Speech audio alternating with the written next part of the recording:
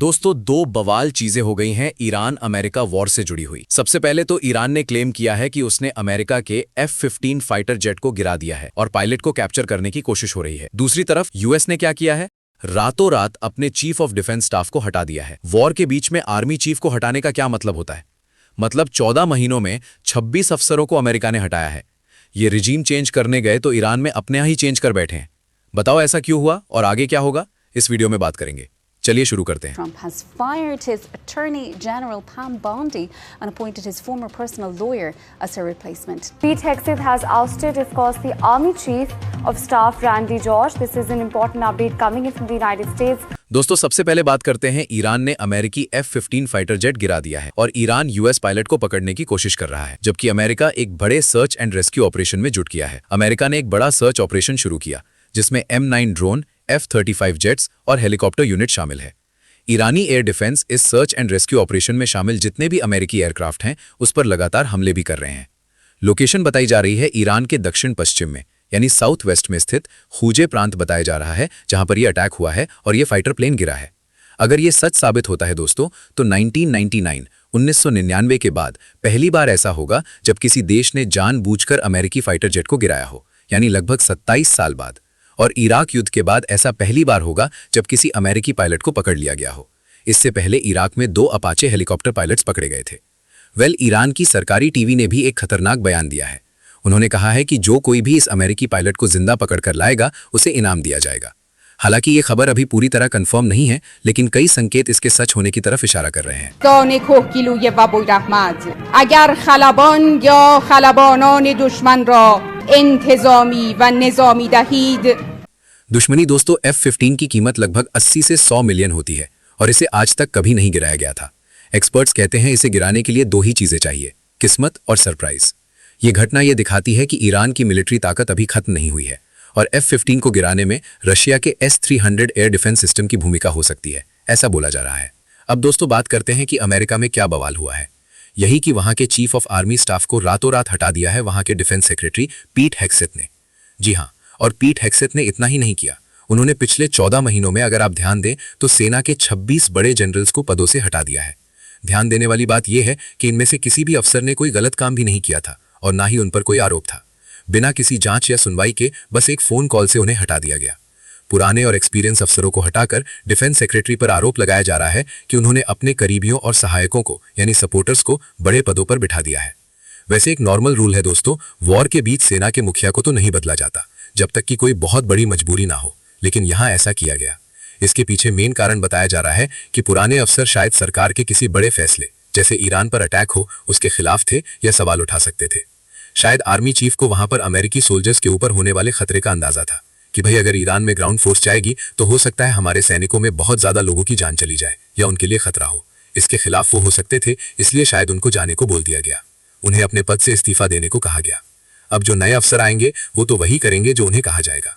अब सोचिए, किसी ऑनगोइंग वॉर में अचानक से आपका सेनापति बदल दिया जाए, वो भी बिना किसी कारण के। पीट हेग्सेथ ने 2 अप्रैल को जनरल रॉडी जॉर्ज को फोन किया और उनसे तुरंत रिटायर होने को कहा। कुछ ही घंटों में पेंटागन ने इसकी ऑफिशियल अनाउंसमेंट भी कर दी। कोई कारण नहीं बताया गया।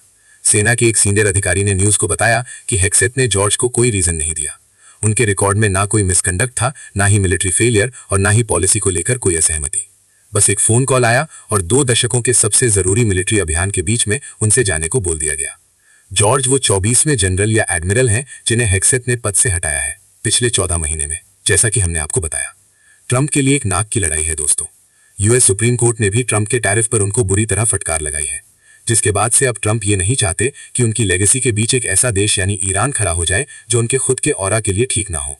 वो दुनिया भर में जिस कूल और बेफिक्री वाले एटीट्यूड के साथ घूमते हैं, ऐसा कहा जा रहा है कि ट्रंप इस बार ईरान के साथ एक एग्जाम्पल सेट करना चाहते हैं, जिसके लिए उनको अपने ही लोग चाहिए।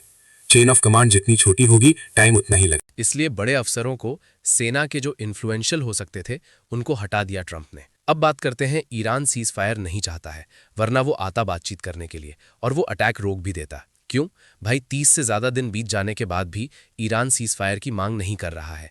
उनका कम्युनिकेशन इफेक्टिव लग रहा है और वो हिजबुल्लाह के साथ मिलकर इजराइल पर हमलों को कोऑर्डिनेट भी कर रहा है। अमेरिका को लगा था कि हमलों के बाद से ईरान की सोच स्टैटिक हो जाएगी, वो रुक जाएंगे, लेकिन ऐसा नहीं हुआ। ऐसे में ईरान कुछ बेहद स्मार्ट मूव्स के साथ आगे बढ़ रहा है, वो मैं आपको बता देता हूं।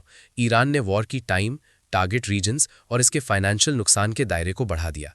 यानी ईरान ने उन जगहों पर हमला किया जहां यूएस ने एक्सपेक्ट नहीं किया था। यूएस को नहीं लगा था कि अरब देशों पर, खाड़ी देशों पर ईरान हमला करेगा, लेकिन ईरान ने वो किया। और उन देशों पर हमला करने के साथ साथ यूएस पर भी वो प्रेशर आ गया कि वो उनकी रक्षा करे, जिसकी गारंटी यूएस ने उनको दी थी, लेकिन यूएस कर नहीं पाया। I heard they were sending missiles to UAE. I said, that's strange. You know, UAE is like the banker for Iran. All of a sudden, Kuwait is getting hit. Bahrain is getting, all these countries are getting hit. Iran ये जानता है कि वो एक ऐसे escalation trap में फंस गया है जहां से वो वापस नहीं आ सकता।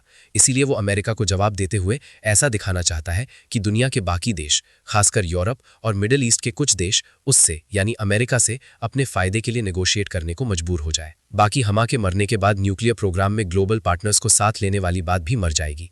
एक कॉम्पिटिटिवली यंग रिजीम इस बात की बेवकूफ़ी तो कतई नहीं करेगा कि उसका न्यूक्लियर प्रोग्राम अब और डिले हो जाए।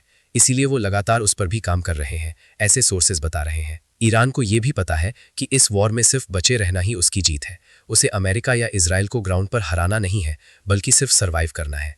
यूक्रेन जो यूएस की बैकिंग और नाटो की बैकिंग के साथ नहीं कर पाया, ईरान वो रशिया और चाइना की बैकिंग के साथ कर रहा है। हार मानने को ईरान तैयार नहीं है। वो इस लड़ाई को लंबा खींचना चाहता है ताकि अमेरिका और इजराइल थक जाए और उनका बहुत सारा पैसा बर्बाद हो जाए। ईरान जानता है कि अगर वो इस हमले के बाद बचा भी नहीं तो भी दुनिया उसे ही विनर मानेगी, विजेता मानेगी। अब कई लोग इस बात पर एक राय रखते हैं कि ट्रंप एक बेवकूफ़ आदमी है या नहीं, लेकिन अगर आप ट्रंप के पिछले 6 महीने के काम और डिसीजंस को देखें तो ऐसा कहा जा सकता है कि ट्रंप एक मेथड इन द मैडनेस वाली कैटेगरी में आते हैं। कई एक्सपर्ट्स ये बता रहे हैं कि ऐसा हो सकता है कि ट्रंप यही चाहते हैं कि अमेरिका वॉर हार जाए। क्यों? पहला रीज़न है, ट्रंप को पता है अमेरिका एक बड़े डेट में है, कर्जे में है।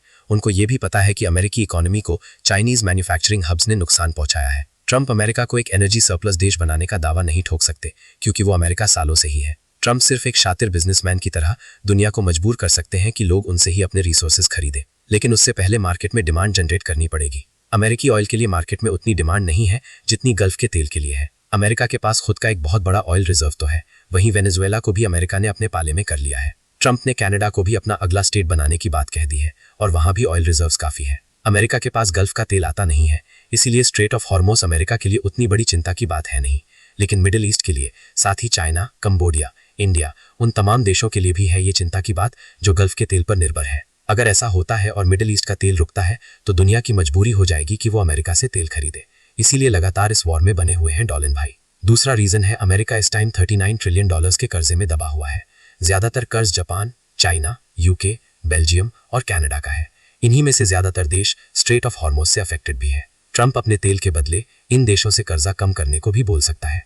ऐसे ही अमेरिका के कर्जे का एक बहुत बड़ा चंक बाहर निकल जाएगा। लेकिन इसके लिए जरूरी ये है कि अमेरिका वॉर हारे, लेकिन वो हार एक तरह की नहीं दिखनी चाहिए, क्योंकि इमेज का भी तो सवाल है। एक्सपर्ट्स अभी ये मान रहे हैं कि जितनी हड़बड़ाहट में अमेरिकी मिलिट्री में बदलाव हो रहे हैं वो अमेरिका की हार की ही कहानी बताते। ट्रंप आज से 1 महीने पहले जो डींगे हाँकते थे वो अब बदल चुका है मामला। ट्रंप रिजीम चेंज करवाना चाहते थे ईरान में, लेकिन उनके यहाँ ही मिलिट्री में चेंजेस होने लगे हैं, जिसका लोग मजाक उड़ा रहे हैं। खैर, देखते हैं ये लड़ाई और ये कॉन्फ्लिक्ट कितना लंबा चलता है और इसका असर पूरी दुनिया और दुनिया की अर्थव्यवस्था पे कितना पड़ता है। आपकी इस पे कोई राय है, कोई ओपिनियन?